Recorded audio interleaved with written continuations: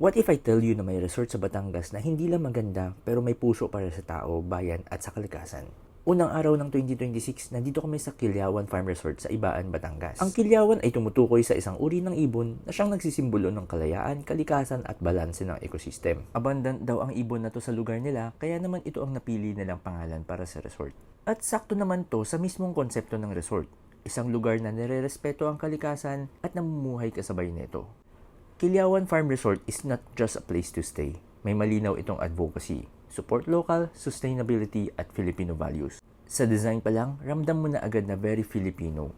May bahay kubo-inspired structures, kahoy, kawayan at open spaces na presko at tahimik. Gumagamit din ito ng designs kung saan nagagamit ang natural light para makatipid sa kuryente.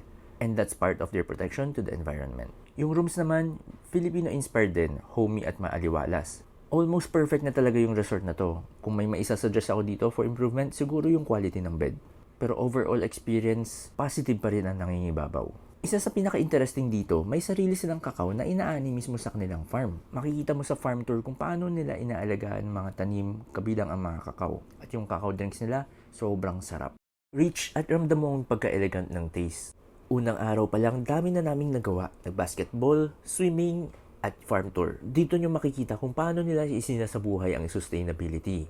Sa pagkain naman, solid Filipino food. Ito yung mga siguradong babalik-balikan namin. Sisig, liempo, chicken inasal.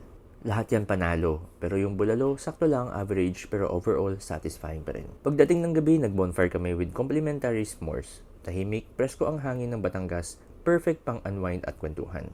Tapos yung isa sa pinaka-unique dito, ang Honesty Shop. Walang bantay, kuha ka lang, tapos magbabayad ka ng tama. At ang maganda dito, since nagbukas sila, consistent ang tamang bayad ng mga guest.